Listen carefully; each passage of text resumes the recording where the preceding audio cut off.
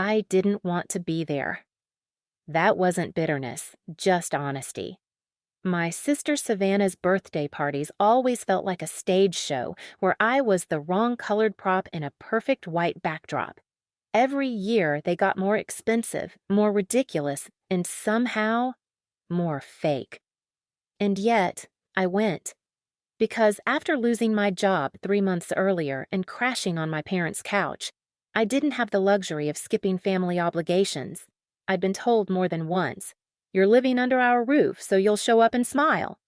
Smile, nod, clean up, and disappear. That had become my unofficial job description. Savannah's 26th birthday was being hosted at our parents' house, a backyard blowout with white linen tents, gold foil balloons, and waitstaff who looked more nervous than festive. It was all for Savannah, of course, the lawyer-to-be, the one with a custom cake, champagne tower, and monogrammed party favors.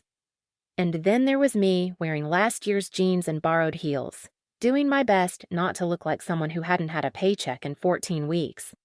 I stayed quiet most of the night. Kept close to the buffet table, helped the servers restock plates, made small talk with a few cousins. No one noticed. No one ever did. Until she decided to make a scene. Savannah had already downed her third mimosa when she called everyone's attention to the backyard patio. The music lowered, and my mom clinked her glass like we were in a wedding reception. My dad smirked from the sidelines, drink in hand.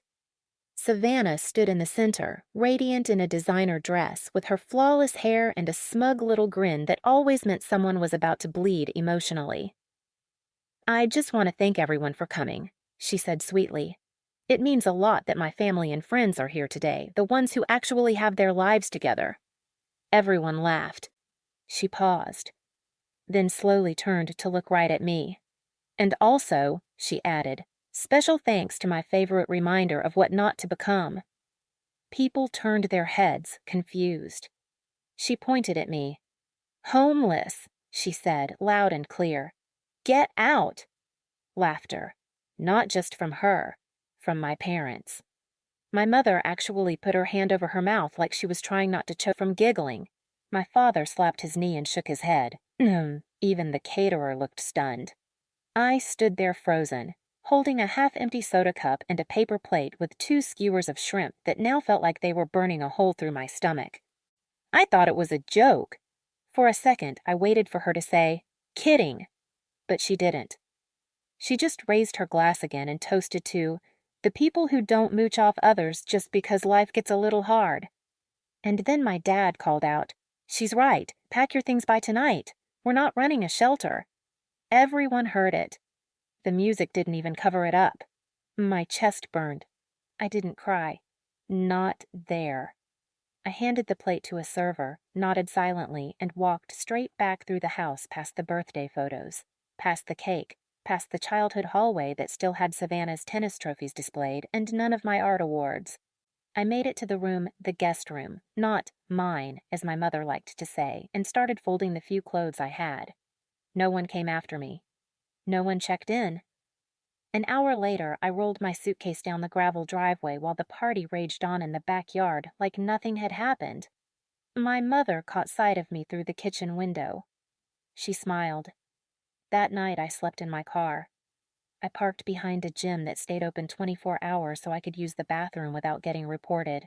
I wrapped my jacket around my waist, used a balled-up hoodie as a pillow, and stared at the ceiling of the car, wondering how my own family had just cheered for my humiliation. Not pitied me, not tried to help. Cheered. And that's when I knew this wasn't just about failure. This was about power. Savannah had everything: the attention, the praise, the status. But that night, she needed something more. She needed a scene. She needed an audience to watch me fall so she could rise. And my parents?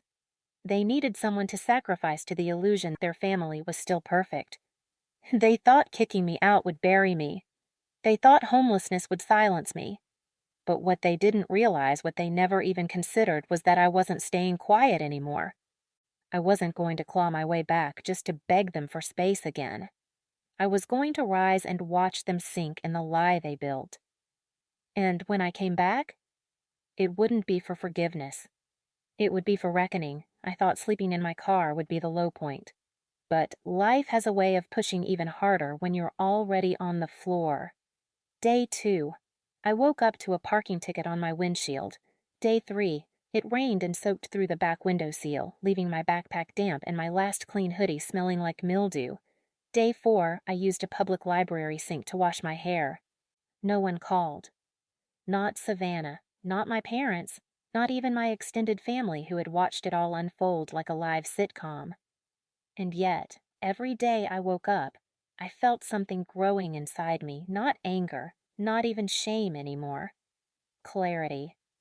They had always needed me to be the problem, the contrast, the backdrop for Savannah's golden light. The more I failed, the more they could tell themselves they were good parents because she turned out perfect. But I wasn't going to stay their contrast. I was going to become their consequence. And the first step? Getting off the street. I applied for emergency housing through a local women's shelter that had an open bed, just one. The intake counselor didn't ask too many questions. She looked at me, heard my story, and said, "They kicked you out over cake and champagne?" I nodded. She shook her head. "Honey, we've had women in here for less. Welcome home." It wasn't much, a shared room. Bunk beds, fluorescent lights that hummed too loud at night, but it was clean, safe. And it gave me a mailing address, which meant I could apply for work again. I started small food delivery at first, then a seasonal admin job at a warehouse, typing shipping labels 8 hours a day with blisters on my fingers and heat packs on my back. But I showed up. Every single day. In the same week, Savannah posted her birthday photo dump full of filters, champagne, and a caption about knowing who your real tribe is. I was offered a paid apprenticeship in digital logistics. It wasn't glamorous, but it was a door. I stepped through it, and I didn't look back. Over the next 6 months, I saved every spare cent. I learned how to budget, build credit, and file for a professional name change, not legally yet, but online in the places that mattered. I dropped my last name from my email, removed my family from every emergency contact list. I was rebuilding quietly, brick by brick.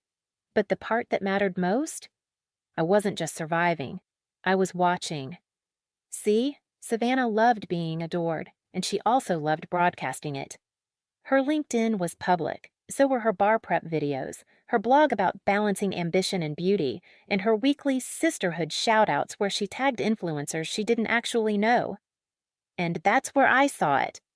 An announcement.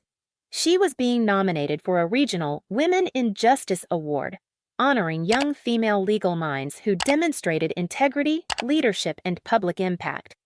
Integrity. Leadership. Savannah. The same person who pointed at her unemployed sister in front of a party and called her homeless, then laughed while she was thrown out. I stared at that post for 10 minutes. Then I screenshotted it. Because I had a better photo. One of me, standing beside the buffet table, holding a soda cup and a paper plate, moments before she made her announcement. And another. From someone else's Instagram story, saved by the internet, where Savannah, champagne in hand, pointed and laughed while I stood frozen in place. I didn't even have to explain the context. The visuals did it for me. The hypocrisy, the cruelty, the pride. And I knew what to do, not destroy her career. That would have been too easy, too predictable. No, I would let her reach the peak, get close enough to taste it. And then let her watch it all slip from her hands. The award ceremony was held at a swanky rooftop event space in downtown Chicago. Glass walls, string quartet, tables draped in satin. Every woman on the finalist list had a story of perseverance, excellence, or breakthrough advocacy. Most of them deserved it. Savannah didn't, but she was nominated anyway because she knew how to craft an image, how to turn performance into a brand, how to say the right words with the right smile, and how to make sure her real story never made it into the spotlight. Until now. I didn't get an invitation, of course, but I didn't need one. I wasn't going there to be seen.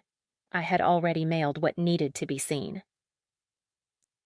The day before the gala, I sent 2 manila envelopes, one to the award committee and one to the keynote speaker. a former civil rights attorney now leading a mentorship initiative for young women in law.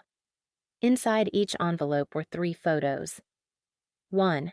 Me at Savannah's birthday standing awkwardly by the buffet, in clothes that didn't match the scene. 2. Savannah, mid-toast, pointing at me. 3. A screen grab of the text post she made the next day. No room in your life for people who keep dragging you down. Protect your energy, even when they're family. Underneath, I wrote only one line. This is what Savannah calls leadership. I didn't sign it. I didn't need to, because the moment the first speaker mentioned background checks, I knew it had worked. Savannah was seated front row, camera ready, dressed in a green satin gown and heels that probably cost what I made in a month. Her smile was the kind you wear when you're rehearsing your acceptance speech in your head. But that smile didn't last. Because 10 minutes before her category was announced, the event host approached the podium and said, "Before we continue, we'd like to acknowledge the importance of integrity in legal leadership. Our committee has decided to withdraw a finalist due to concerns brought to our attention." Whispers. The host never said her name. They didn't have to. Savannah's face went pale. Her shoulders stiffened. She looked around the room like she couldn't believe it. Then she saw the woman next to her open her phone and frown. I watched from across the street, standing in the lobby of a nearby cafe behind a glass window, not smiling, just watching.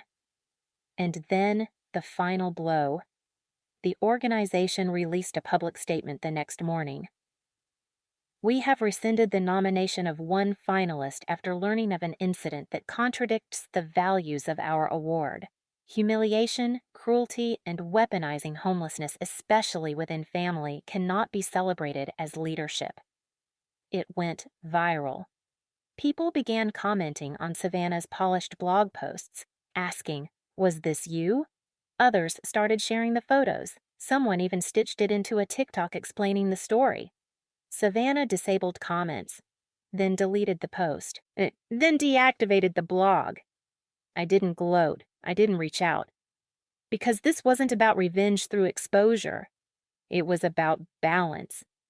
Truth had finally caught up to the fiction. And me? I moved into my first apartment a month later. A studio. Clean, small, paid for in full by the job I'd earned through my own grit. I bought a couch, a real one. And the night I finished unpacking, I lit a candle not for peace, but as a reminder that there's nothing more dangerous than the person they thought would stay down. Because Savannah thought kicking me out made me powerless. But it made me free. They needed me broken. I became unbreakable. And now, she has the spotlight she wanted, but none of the control. And me? I don't need a stage. Just a memory strong enough that she'll never forget the day she pointed and laughed at the sister who rose higher than her silence.